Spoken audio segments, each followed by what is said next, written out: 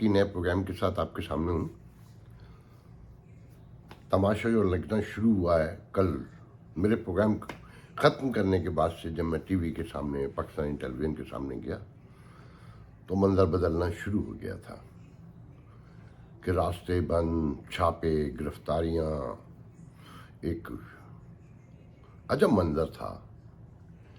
और फिर उसके बाद ही पता चला कि हुकूमत, कल प्रोग्राम में मशवरा भी दिया था कि मुकाबला ही करना पड़ेगा।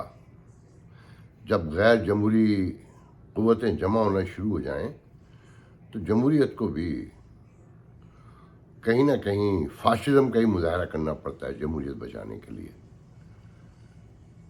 ताकत का तवाज़ुन कहते हैं हमेशा ताकत से ही कायम होता है, वरना मुश्किल होता है कि ताकतवर हमेशा अपनी वहशत के ज़रिए काबू कर लेते हैं। तो आपने देखा कि जब इत्तेहादी हुकूमत खड़ी हो गई तो अक्सर तो भाग लिए, छुप गए, कि जो कहते थे खूनी तसादुम होगा और आग लग जाएगी। ना, पोलराइजेशन की एक लिमिट होती है ना। सबसे पहले तो चाहे किसी जमात से आपका ताल्लुक़ को सोचें, जो आज के पाकिस्तान के माशी हालात हैं वो किसी लॉन्ग मार्च की, किसी तसादुम की, किसी इंतशार की इजाज़त देते हैं कि रियासत मदीना, चीनी निज़ाम, मलाइशी निज़ाम, जर्मन निज़ाम, सिंगापुर, सारे निज़ाम के नारे लगाने वाला आखिर में श्रीलंका का निज़ाम देकर चला गया था कि ये लो मौजें करो। हुकूमत में थे और अपोजिशन कहती थी कि इंतखाबात करा लो कि तुम मैंडेट खोते जा रहे हो, तुमसे लोग मुतमईन नहीं हैं, तो हंसते थे, मजाक उड़ाते थे।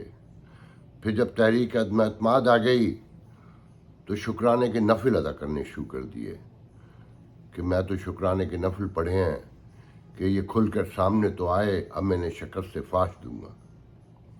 मगर जब वो तहरीक एतमाद कामयाब होने लगी तो आइन, कानून, जमहूरियत, वोट सब पर लानत भेजती।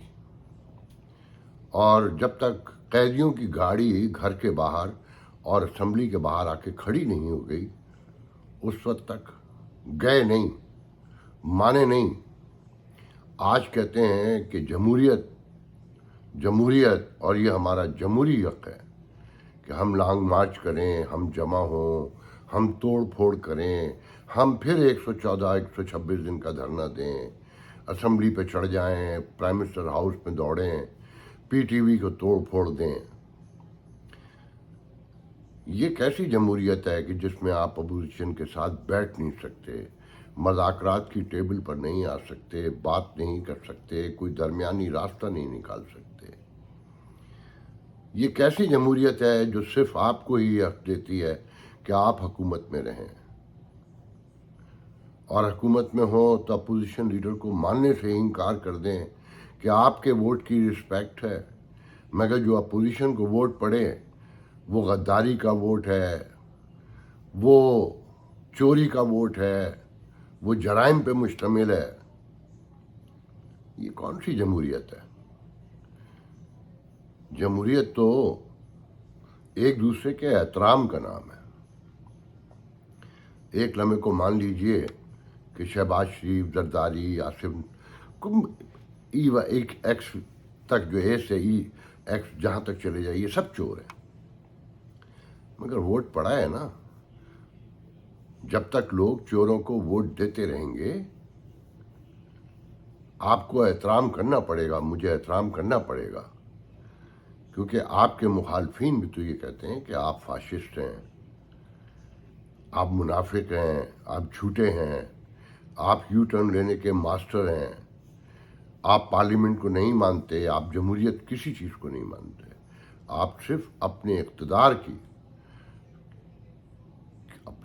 के लिए सीढ़ी के तौर पे जमहूरियत को इस्तेमाल करना चाहते हैं, मगर आप जमहूरियत को मानते नहीं हैं। بہتر ہوتا خان صاحب کہ یہ 204 روپے کا ڈالر جو انٹر بینک میں ہے بازار میں 215 کا ہے، جو میڈیا یہ خبریں سناتا ہے کہ 205 کا بازار میں بک رہا ہے، وہ قومی مفاد کو سامنے رکھ کر جھوٹ بول رہا ہے کہ خوف پھیل جائے گا معاشرے میں، ڈر لگے گا۔ مگر جو معاشرے ترقی یافتہ ہیں ان کے یہاں کہا جاتا ہے جو جیسا ہے ویسے ہی دکھاؤ، فائدہ ہوتا ہے، خوف نہیں پھیلے گا۔ خوف پھیلے گا تو ریلائزیشن بھی ہوگی کہ ہم کہاں جا کر کھڑے ہو گئے۔ واحد راستہ ڈائلاگ ہوتا ہے، بڑی بڑی جنگوں کے بعد بھی ٹیبل پر ہی بیٹھنا پڑتا ہے۔ تو خان صاحب اب دیکھنا یہ ہے کہ کل آپ پہنچتے بھی ہیں تو کتنے لوگوں کے ساتھ پہنچتے ہیں، اور منظر کیا ہوگا کہ پنجاب میں تو سارے راستے کنٹینر لگا کے بند کر دیے گئے۔ گو کہ میں اسے غلط ہی سمجھتا ہوں کہ بند نہیں کرنا چاہیے تھا، جانے دینا چاہیے تھا، مگر میک شور کرنا چاہیے تھا اسلام آباد میں کہ جہاں جگہ دی گئی ہے کہ آپ یہاں تک آئیں گے وہاں سے آگے بڑھنے نہیں دینا چاہیے تھا، چاہے اس کے لیے پھر کچھ کرنا پڑتا، کہیں تک جانا پڑتا، مگر انہیں جانے دینا چاہیے تھا۔ یہ چھاپے، گرفتاریاں، مگر اس میں بھی ایک دلچسپ بات ہے کہ آج یہ رو رہے ہیں کہ بغیر وارنٹ کے، بغیر اطلاع کے گھروں میں گھس گئے۔ جب ان اشرافیہ کے گھروں میں یہ پولیس گھستی ہے، ایک دوسرے کے گھروں میں یہ گھسیڑتے ہیں پولیس کو، میں بہت خوش ہوتا ہوں کہ 74 سال سے غریبوں کے گھروں میں کس طرح سے گھستے ہیں، نہ عورتیں دیکھتے ہیں نہ بچے دیکھتے ہیں۔ جب تو آپ نہیں بولتے، آپ ہی کے ادوار میں کوئی بھی ہو، خاص آپ تو آ جائیں نا، باقی ان کے ساتھ جو ہیں یہ تو وہی لوگ ہیں سارے کے سارے جو ہر حکومتوں کا حصہ رہے ہیں۔ انہی کے کہنے پر، انہی کے ایما پر تھانے دار لگتا تھا، لگتا ہے، لگتا رہے گا شاید، اور جس کے گھر میں چاہتے ہیں داخل کر دیتے ہیں۔ جب تو آپ وہ لوگ ایسے آ کے ٹیلی ویژن پہ نہیں روئے۔ بہت احترام کرتا ہوں علامہ کی بہو جسٹس ناصرہ اقبال کا کہ آج آپ کے گھر میں پولیس گھسی تو بہت تکلیف ہوئی، ویڈیو جاری کرنا پڑا، سینکڑوں ہزاروں غائب ہو گئے، مار دیے گئے، عدالتیں تھک گئیں، ان کی مائیں بہنیں سڑکوں پہ روتی پھرتی ہیں۔ جب آپ نے ویڈیو جاری نہیں کیا، جب آپ سے یہ نہیں ہو سکا کہ آپ کہتی کہ یہ مائیں، یہ بہنیں، یہ بیٹیاں، یہ بیویاں اسی ملک کی شہری ہیں، یہ انسان ہیں، انہیں بھی اللہ تعالیٰ نے سانس دی ہے، ان کا دل بھی دکھتا ہے، ان کے ذہن میں بھی باتیں آتی ہیں اچھی بری کہ خدا را ان پہ ظلم نہ کرو، کہ یہ آگ جو آج دوسروں کے گھروں میں لگی ہے کل تمہارے گھروں میں لگے گی۔ مگر کہتے ہیں نا کہ لاش اپنے گھر کی ہوتی ہے، باقی کسی کی کوئی پرواہ نہیں۔ بہت برا لگا جس کے گھر میں بھی پولیس گھسی، مگر عام گھروں میں 74 سال سے یہی ہو رہا ہے۔ جب تک آپ دوسروں کے گھروں میں گھسنا بند نہیں کریں گے، آپ کے گھر بھی محفوظ نہیں رہیں گے۔ انسانی رویہ یہ ہے کہ جب کسی ایک پر ظلم ہو تو دوسرا فوراً کھڑا ہو جائے، اور اس ملک میں، اس امریکہ میں نے دیکھا کہ 9/11 کے بعد جب رجسٹریشن کا مرحلہ آیا غیر قانونی تارکین وطن کے حوالے سے، تو یہودی لائر میدان میں آئے، نوجوان یہودی، اور انہوں نے مسلمان جو اس وقت گرفتار ہوئے تھے، جو غیر قانونی طور پہ یہاں قیام پذیر تھے، ان کی مفت میں ضمانتیں کروائیں۔ تو میں نے ایک یہودی لائر سے پوچھا کہ تم لوگ کیوں مدد کر رہے ہو ان کی؟ تو اس نے کہا ہم ان کی مدد نہیں کر رہے ہیں، ہم اپنی مدد کر رہے ہیں کہ اگر اس ملک میں یہ روایت پڑ گئی تو کل ہم بھی محفوظ نہیں رہیں گے، ہم بھی اقلیت ہیں۔ یہ ہوتے ہیں بڑے ذہن، یہ ہوتا ہے شعور، اسے کہتے ہیں انسانیت، کہ جب دوسرے کے گھر میں آگ لگے تو یقین رکھا جائے کہ اس کو بجھانے میں اگر ہم نے اپنا حصہ نہیں ڈالا تو کل یہ آگ ہمارے گھر میں لگے گی۔ تو آج پاکستان کی اشرافیہ کے ساتھ جو ہو رہا ہے یہ عمل کا رد عمل ہے، برا ہے، مگر یہ ہونا تھا۔ اور اب بھی اگر پاکستانی اشرافیہ نہیں سمجھی تو یہ معاملہ اور آگے بڑھے گا۔ جو غریبوں کے ساتھ 74 سال میں اس ملک میں ہوا ہے وہ سب کچھ ہوگا اور اس سے بدتر ہوگا۔ وہ ریٹائر فوجی جو کہتے ہیں کہ ایک بڑی اکثریت خان صاحب کے ساتھ اس نے ایک خط جاری کیا کہ سوسائٹی پولرائزیشن، قوم پرستی اور خانہ جنگی کی طرف بڑھ رہی ہے، انتخابات کروائے جائیں، فوری کروائے جائیں۔ مجھے ہنسی آتی ہے، یہ ریٹائر فوجی جو ہے نا، پاکستان میں جو لینڈ مافیا ہے نا اس کی ریڑھ کی ہڈی ہیں۔ یہ جو پاکستان میں کاروبار ہے زمین بیچنے خریدنے کا، قبضہ کرنے کا، یہ ہاؤسنگ سوسائٹیز، یہ جو کچھ بھی ہے اس میں یہ ریٹائر فوجی ریڑھ کی ہڈی کی حیثیت رکھتے ہیں اس جرم میں۔ سب اپنے اپنے گریبانوں میں جھانکیں۔ اب جب تک یہ ہاؤسنگ سوسائٹیاں کسی میجر، کسی کرنل، بریگیڈیئر ریٹائر کو نوکری نہ دیں اس سے پہلے جرم شروع ہی نہیں ہوتا۔ میں اس پر بہت بول سکتا ہوں مگر اسی کو کافی جانے۔ سب نے اپنا اپنا حصہ ڈالا۔ یہ پولرائزیشن ایسے نہیں آئی ہے، اس کا پورا ایک پیرافینیلیا ہے اور سب کو پتہ ہے کہ چھوٹے چھوٹے کہتے ہیں نا، قطرہ قطرہ مل کر دریا بنتا ہے، پھر دریا سے سمندر بنتے ہیں۔ تو سب نے اپنا حصہ ڈالا ہے۔ تو دیکھنا یہ ہے کہ کل شام تک کیا کیا ہوگا، کہ خان صاحب کامیاب ہوں گے جمہوریت پر ڈاکہ مارنے کے لیے، یا یہ حکومت کامیاب ہوگی جس نے صاف کہہ دیا ہے کہ اگر بات لڑائی کی ہے تو پھر یہ بھی کر لیتے ہیں۔ کل خواجہ آصف نے بتایا کہ ہم اسمبلیاں توڑنے پر تیار بیٹھے تھے کہ یہ معاملات اب ایسے نہیں سنبھلیں گے، یہ انتخابات کے بعد ایک مضبوط حکومت ہی سنبھال سکتی ہے۔ مگر جب یہ خان صاحب نے امپریشن دیا کہ یہ اسمبلیاں توڑیں ورنہ یہ مارچ ہوگا تو پھر نہیں بنتا تھا، ہماری سیاسی موت واقع ہو جاتی۔ تو کہتے ہیں کہ پھر بات کی گئی ان سے، انہوں نے بتا دیا گیا کہ یا تو اسے روکیں یا پھر ہم روکیں گے، کیونکہ ہم اپنی سیاسی موت واقع نہیں کر سکتے۔ یہ ممکن نہیں ہے کہ ہر جگہ سے ہر معاملے میں یہی شخص پریویل کرے اور ہم سب فارغ ہو کے گھروں کو چلے جائیں۔ ایسے میں اگر انتخابات خان صاحب کے کہنے پر ہو جائیں، اس دباؤ میں کہ عدلیہ بھی دباؤ میں ہے، الیکشن کمیشن بھی دباؤ میں ہے اور فوج بھی دباؤ میں ہے، بس خان صاحب ہی اوپر ہے، اگر الیکشن ہو بھی جائے تو کیا کوئی منظر ابھر سکتا ہے امن کا، ترقی کا، خوشحالی کا؟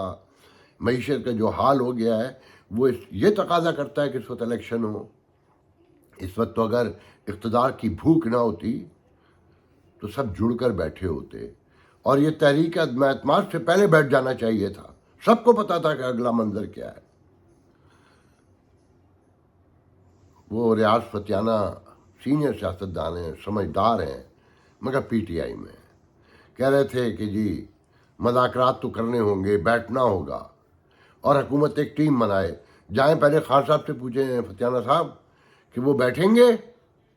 وہ جو کشمیر کے ایشو پہ نہیں بیٹھے، وہ ابھی نندن کے واقعے پر جب وہ میزائل کے بٹنوں پہ ہاتھ رکھے ہوئے تھے اس وقت نہیں بیٹھے، اور انہوں نے کہہ دیا ہے کہ وہ مر سکتے ہیں مگر ان کے ساتھ نہیں بیٹھیں گے۔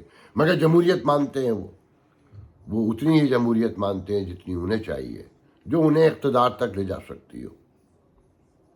اس سے زیادہ کی جمہوریت وہ ایکسیپٹ نہیں کرتے جب تک ان کے چاہنے والے، ان کے سپورٹر، ووٹر خان صاحب کو یہ نہیں سمجھاتے کہ خان صاحب جمہوریت میں اپوزیشن چور ہو، ڈاکو ہو، لٹیری ہو، غدار ہو، وہ جمہوریت کا حصہ ہے، آپ کو اسی کے ساتھ بیٹھنا ہوگا۔ اور تحریک عدم اعتماد جمہوریت کا حصہ ہے، وہ آپ کو تسلیم کرنی ہوگی۔ آپ سے بھی تو کہا جا رہا تھا 6 ماہ سے جانے سے پہلے آپ کے کہ الیکشن کروا لیجئے، ماحول بہت خراب ہو چکا ہے، تو آپ ہنستے تھے، مذاق اڑاتے تھے۔ آج آپ چلے گئے ہیں تو آپ کے کہنے پر پوری دنیا جھک جائے، آپ کے کہنے پر پاکستان میں نہیں سارے جہان میں انتخابات کروا لیے جائیں کیونکہ آپ کی حکومت ختم ہو گئی ہے۔ نہیں خان صاحب، ایسا نہیں ہو سکتا۔ کن پٹی پہ پستول رکھ کے واقعی کوئی بات نہیں تسلیم کروائی جا سکتی۔ آپ کے ایک ساتھی نے ایک پولیس والے کو مار ڈالا جس کے گھر میں 8 ماہ کا بچہ ہے، چھوٹا آخری، پھر بھی کہتے ہیں کہ آپ پرامن رہیں گے، آپ جا کے بیٹھ جائیں گے، پھر 126 دن لگائیں گے اور موقع ملے گا تو ریڈ زون میں گھس جائیں گے۔ نہیں خان صاحب، کوئی ٹرسٹ نہیں کر سکتا آپ پر۔ ایک ہی راستہ ہے، اگر یہ ملک رہے گا تو آپ پھر وزیر اعظم 10 بار اللہ کرے آپ بنیں، مگر جمہوریت کی روح کے ساتھ بنیں۔ اور وہ راستہ یہ ہے کہ آپ بیٹھیں، گفتگو کریں، ایک تاثر دیں اپنے ووٹر سپورٹر کو ہی نہیں، مخالفین کو بھی، کہ آپ جمہوریت پسند ہیں، آپ اس ملک کی بھلائی چاہتے ہیں۔ ہم سے لوگ تو آپ کو اسٹیٹس کو کا حصہ ہی سمجھتے ہیں، نواز شریف کی طرح، شہباز شریف کی طرح، جتنے ہیں سب اسٹیٹس کو کا حصہ ہے۔ مگر خان صاحب یہ ذہن میں رکھیں کہ اس اسٹیٹس کو میں جو دوسرے مورے ہیں ان کی تعداد بہت زیادہ ہے۔ کاش یہ آپ کا راستہ نہ روکتے، آپ کو جانے دیتے، آپ کو اسلام آباد آرام سے پہنچنے دیتے، فیض آباد بند نہ کرتے، آج پنجاب کا ہر راستہ بند نہ کرتے، صرف پیس کو، پراسپیرٹی کو اہمیت دیتے، تو سب دیکھ لیتے کل آپ کتنے لوگ جمع کر سکتے تھے۔ پاکستان کے بہت سارے بزنس مینوں سے میری بات ہوئی ہے، وہ کہتے ہیں خان صاحب تباہی کر گئے ہیں۔ جنہوں نے آپ پر پیسے لگائے تھے، آپ کے امیدواروں کو جتوایا تھا کروڑوں روپے لگا کے، وہ یہ کہتے ہیں۔ کل آپ نے سی این این پر جو گفتگو کی اس میں تو کہیں نہیں کہا کہ امریکہ نے سازش کی ہے۔ آپ بائیڈن انتظامیہ پہ تنقید کرتے رہے کہ آپ ڈونلڈ ٹرمپ سے آپ کے بڑے تعلقات تھے۔ خان صاحب، میں گواہ ہوں، میں ان لوگوں کو جانتا ہوں جنہیں آپ نے یہاں بھیجا ہوا تھا، جو 1 سال تک کوشش کرتے رہے کہ کال کروا دی جائے، آپ سے بات کروا دی جائے۔ آپ نے یہاں امریکنز کو بھی پاکستانی اپوزیشن سمجھا ہوا تھا کہ جو بات نہیں کرے گی تو گالیاں دینا شروع کر دیں گے آپ نے سازش کا شور مچانا شروع کر دیا۔ کون کون سی بات بتائی جائے، مطلب جن چیزوں کے ہم گواہ ہیں کہ آخری حد تک گئے، ہر شرط ماننے کو تیار تھے کہ آپ کو ایک کال کروا دی جائے۔ جب وہ نہیں مانے تو آپ نے محاذ کھول دیا۔ مگر خزم، آپ کا یہ تھاٹ غلط ہے کہ امریکہ کو ماننا پڑے گا کہ پاکستانی عوام آپ کے ساتھ ہیں تو آپ سے صلح کرنا پڑے گی۔ نہیں، آپ میں کہیں انا ہے تو کہیں اور بھی انا ہے۔ بائیڈن انتظامیہ تو بھول جائیے، پورا پاکستان آپ کو ووٹ دے دے، بائیڈن انتظامیہ سے آپ کے تعلقات درست نہیں ہو سکتے۔ آپ کی یہ جو آپ کو مشورہ دے رہے ہیں نا کہ جب انہیں پتہ چلے گا کہ پاکستان کے عوام آپ کے ساتھ ہیں تو آ کے وہ لیٹ جائیں گے، ایسا نہیں ہوگا۔ آگے کیا ہوگا مجھے نہیں پتا، مگر فوری طور پہ اس کی کوئی امید نہیں ہے۔ بیٹر یہ ہے آخر میں کہ میز پر آئیے، بیٹھیے، آپ کے مطالبات ناجائز نہیں ہیں، مگر ان کو پیش کرنے کا طریقہ ہونا چاہیے۔ چور چور چور کہہ کر، کیونکہ آپ کی اپنی صفوں میں ہزاروں چور ہیں، آپ پر بھی شک کا اظہار کیا جا رہا ہے، آپ بھی مشتبہ ہیں، درجنوں کہانیاں ہیں، وہ جھوٹی سچی اللہ جانتا ہے یا وہ جانتا ہے یا پاکستان کا نظام جانتا ہے، میں یہاں سے بیٹھ کر نہیں دیکھ سکتا۔ آج کے لیے اتنا بہت ہے، انشاءاللہ آپ سے کل پھر گفتگو ہوگی۔ اللہ حافظ۔